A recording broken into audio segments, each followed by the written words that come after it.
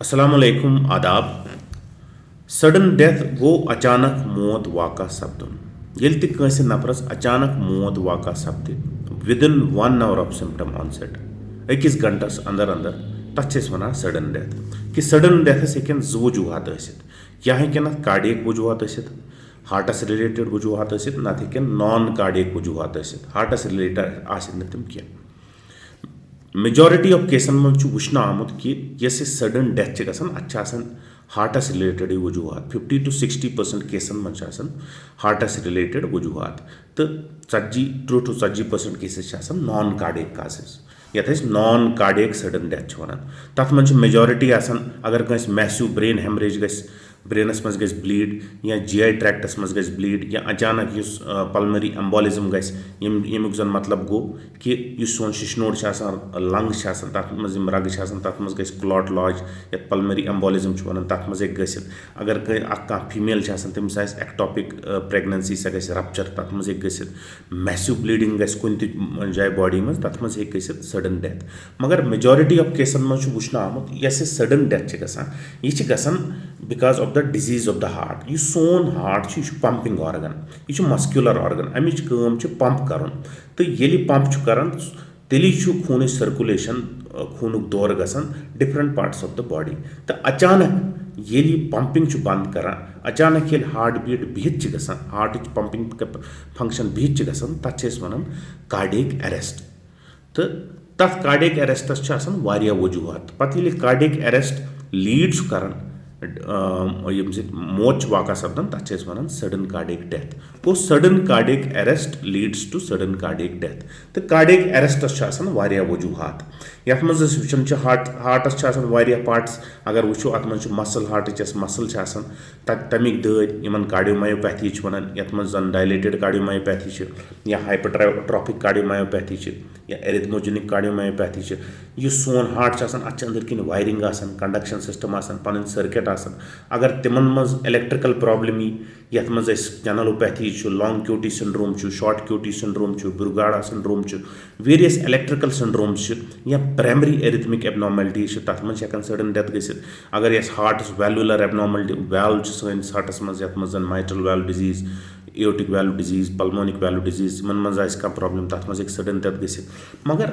अजकिस जमानस मज जन cardiac risk factor वारिया ज्यादा मेजॉरिटी ऑफ केसन मज वुचन आमुत कि कोरोनरी आर्टरी डिजीज यथ मज हार्ट रग अचानक थोप क्लॉट बनान यम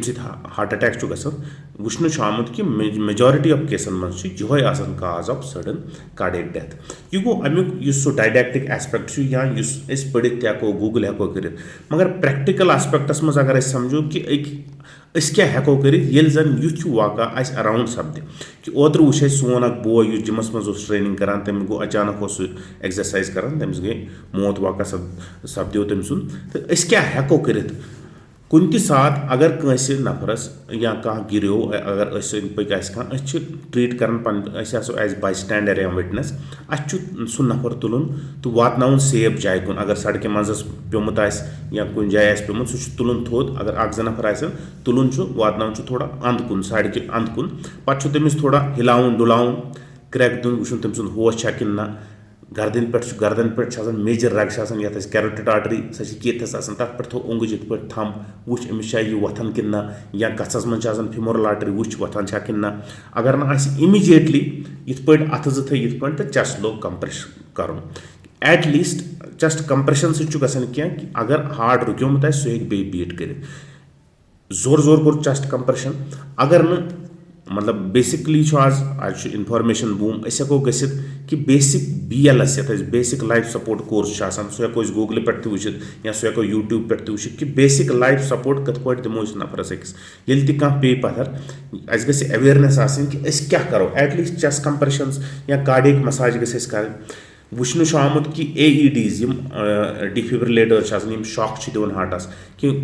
वुचान कि ये कंस डेथ वाक़ा सपदान तमिस मज मेन डेथ रिदम तथ वन वेंट्रिकुलर फिब्रिलेशन या वेंट्रिकुलर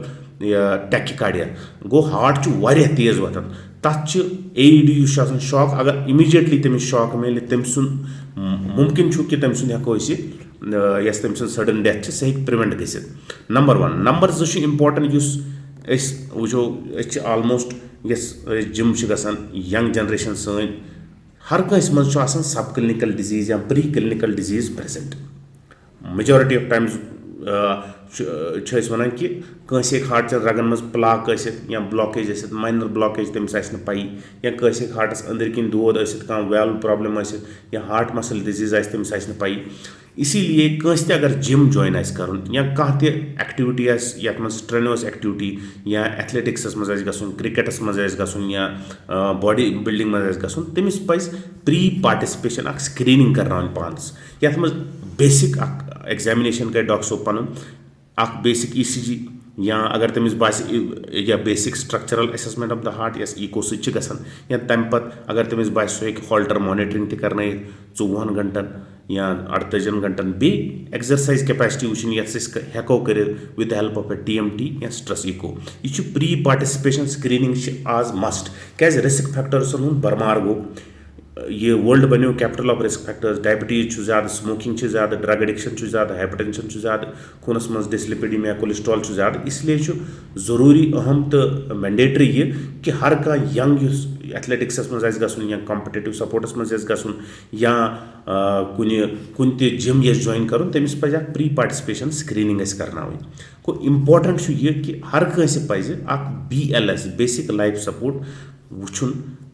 गूगल कर वुचुन बेसिक लाइफ सपोर्ट गो क्या रेडिली अवेलेबल वनकस यूट्यूबस पे तो नंबर 1 नंबर 2 कह अगर जॉइन एथलेटिक्स कर तमिस पज प्री पार्टिसिपेशन स्क्रीनिंग पन करना पन्निस डॉक्टर सोबस या कार्डियोलॉजिस्टस नश गो कि यम कह इंपॉर्टेंट फैक्टर्स यम प्रिवेंट हेको कर बाकी सोरे अल्लाह ताला सद अथन मज मगर prevention is always better than cure.